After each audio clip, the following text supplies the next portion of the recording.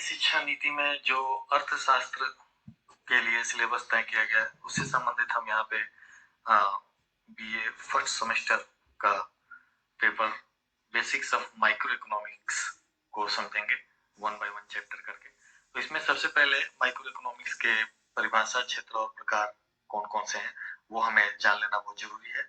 ये बिल्कुल प्रारंभिक टॉपिक है।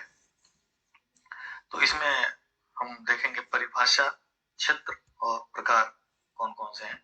तो व्यष्टि अर्थशास्त्र की परिभाषा या अर्थ उसका समझ लेना बहुत जरूरी है। हम इसके अर्थ को समझने के लिए हम इसको अर्थव्यवस्था से जोड़ के देखेंगे। क्योंकि व्यष्टि अर्थशास्त्र है तो निश्चित रूप से यह अर्थव्यवस्था या आर्थिक क्रियाकलापों से संबंधित है। तो चूंकि हम अर्थव्यवस्था में जब अध्ययन करते हैं तो हम अर्थव्यवस्था के को दो पार्ट में रख सकते हैं। एक ऐसा पार्ट जिसमें व्यक्तिगत इकाइयां हो या बहुत छोटे छोटे सूक्ष्म इकाइयां हो, और जैसे फर्म हो गया, जैसे कोई व्यक्तिगत उद्योग हो गया, जैसे कोई व्यक्ति हो गया, उसका व्यवहार, उसका उपभोग, उसका बचत। तो ये इसमें हम अध्ययन करते हैं। और इसके संबंधित समस्याएं, जैसे किसी वस्तु की कीमत निर्धारण कैसे होगा, तो इस सब समस्याओं का अध्ययन जब हम करते हैं तो इसको हम व्यष्टि अर्थशास्त्र कहते हैं। और इसके विपरीत एक है समष्टि अर्थशास्त्र, जिसमें हम समष्टि से संबंधित समस्याओं का अध्ययन करेंगे, जिसमें समष्टि जैसा शब्द में ही निहित है। समष्टि मतलब समग्र, जिसमें सब समाहित हो, पूरे अर्थव्यवस्था का, होल अर्थव्यवस्था का जब हम अध्ययन करते हैं, जैसे कुल बचत, कुल आय, राष्ट्रीय आय, तो इस तरह की जब हम संदर्भों में बात करते हैं तो वो समष्टि अर्थशास्त्र के संबंध में अध्ययन होता है। तो ये दो प्रकार के हमने इसमें अध्ययन को रखा है। एक तो व्यष्टि अध्ययन और समष्टि अध्ययन। तो व्यष्टि अध्ययन में जैसे हम एक उदाहरण है, आपके किसी एक शरीर का अध्ययन है, तो जैसे पूरे शरीर का अध्ययन करना है। जैसे कोई फिजिशियन डॉक्टर है तो वो पूरे शरीर का कोई भी बीमारी होगा वो दवा देगा।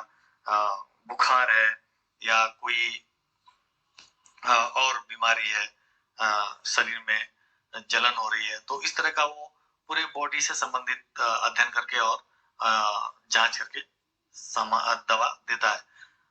लेकिन कुछ ऐसे बीमारियां होती है जो स्पेसिफिक होती हैं, जैसे आंख में कोई प्रॉब्लम है या माउथ में कोई प्रॉब्लम है, दांत से संबंधित प्रॉब्लम है, तो वो हो जाता है व्यष्टि अध्ययन, माइक्रो अध्ययन। इसका सबसे सही जो शब्द है वो सूक्ष्म है, सूक्ष्म अध्ययन।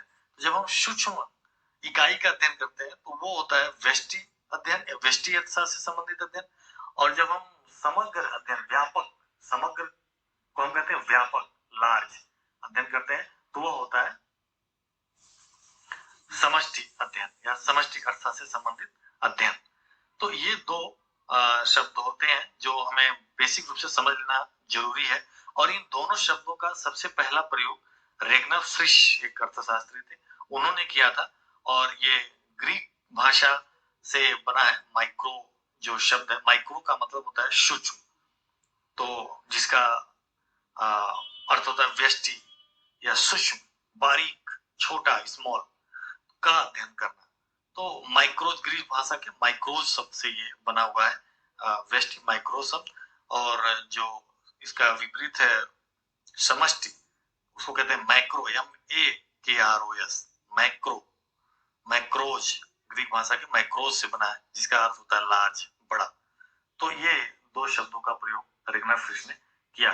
तो व्यष्टि अर्थशास्त्र को समझने के लिए हमें सूक्ष्म को समझना जरूरी है। और सूक्ष्म में जैसे व्यष्टि अर्थशास्त्र के अंतर्गत किसी व्यक्ति या कोई विशिष्ट फर्म, कोई विशिष्ट एक उद्योग के बारे में अध्ययन किया जाए, उसके उत्पादन या उसका मूल्य निर्धारण के बारे में बात की जाए, तो व्यष्टि अर्थशास्त्र से संबंधित अध्ययन होगा। तो कुल मिला के हम कह सकते हैं कि व्यष्टि अर्थशास्त्र में व्यक्तिगत इकाइयों का अध्ययन किया जाता है, तो व्यष्टि अर्थशास्त्र होता है।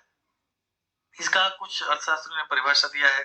जैसे पहला परिभाषा हम ले लेते हैं, एंडरसन व क्वांट ने कहा कि व्यष्टि अर्थशास्त्र में व्यक्तियों तथा व्यक्तियों के ठीक से परिभाषित समूहों की आर्थिक क्रियाओं का अध्ययन किया जाता है। एकले के अनुसार व्यष्टि अर्थशास्त्र उद्योगों, उत्पादों, फर्मों में कुल उत्पादन के विभाजन तथा प्रतिस्पर्धी उद्योगों के लिए साधनों के वितरण का अध्ययन है। यह आय वितरण की समस्या का अध्ययन करता है। यह विशेष वस्तुओं सेवाओं के मूल्य निर्धारण से संबंधित है।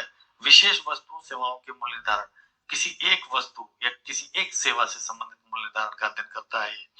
मेहता कहते हैं कि व्यष्टिगत अर्थशास्त्र को कुसु की अर्थव्यवस्था की संज्ञा दी गई है क्योंकि इसका संबंध मुख्य रूप से व्यक्तिगत इकाइयों से संबंधित होता है। कुसु की अर्थव्यवस्था व्यक्तिगत इकाइयों से संबंधित होता है, इसलिए इसको हम व्यक्तिगत या व्यष्टि अर्थशास्त्र कहते हैं।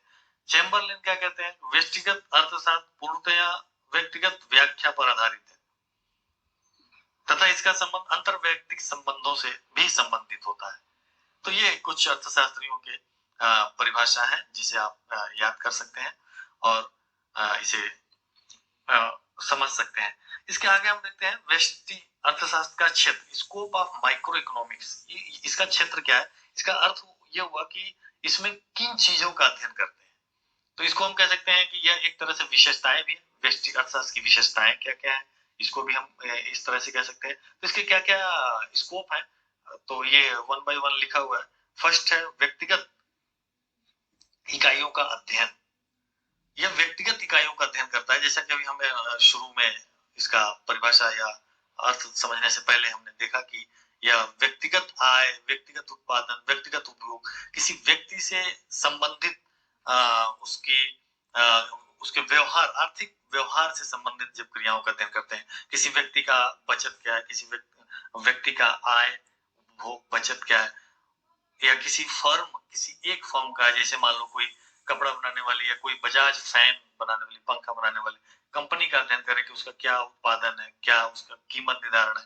तो जब इस तरह का अध्ययन करते हो तो वो व्यष्टि अर्थशास्त्र के क्षेत्र में आता है। इसका संपूर्ण अर्थव्यवस्था पर प्रभाव का अभाव पाया जाता है। संपूर्ण अर्थव्यवस्था पर इसका कोई प्रभाव नहीं होता है क्योंकि एक इकाई संपूर्ण अर्थव्यवस्था को प्रभावित नहीं कर सकती है। संपूर्ण अर्थव्यवस्था समग्र से संबंधित होती है, तो इसलिए एक व्यक्ति की क्रियाकलाप का संपूर्ण अर्थव्यवस्था पर कोई प्रभाव नहीं पड़ता है। कीमत सिद्धांत इसको कहते हैं। व्यक्तिगत सिद्धांत को या व्यक्तिगत अर्थशास्त्र को कीमत सिद्धांत भी कहते हैं क्योंकि यह कीमत सिद्धांत का अध्ययन करता है कि किसी वस्तु का कीमत निर्धारण कैसे होगा, उसकी कीमत ज्यादा है तो क्यों है, उसकी कीमत कम है तो क्यों है, उसकी कीमत कैसे निर्धारित हो रही है, या उसकी कीमत कब बदल सकती है। तो इस तरह से हम इसके अंतर्गत कीमत सिद्धांत का भी अध्ययन करते हैं। यह छोटे छोटे चरों का अध्ययन करता है। यही बात फिर से रिपीट हो रही है कि यह अर्थव्यवस्था के छोटे छोटे चरों का अध्ययन करती है।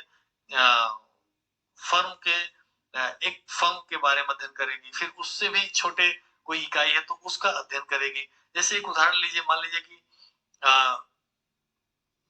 कार फैक्ट्री है, कार उद्योग है, ऑटोमोबाइल इंडस्ट्री है। ऑटोमोबाइल इंडस्ट्री में कोई फर्म है टायर बना रही है उसका, कोई फर्म है उसका इंजन बना रही है, कोई फर्म उसके ग्लासेस शीशे बना रहे हैं। तो अलग अलग उसका उद्योग का भी अध्ययन कर सकता है वो व्यक्तिगत अध्ययन में, और वो अलग अलग उसके टायर फर्म जो है, जो टायर बना रही है, उस फर्म का भी सूक्ष्म अध्ययन कर सकती है, उसे हम सूक्ष्म अध्ययन करते हैं।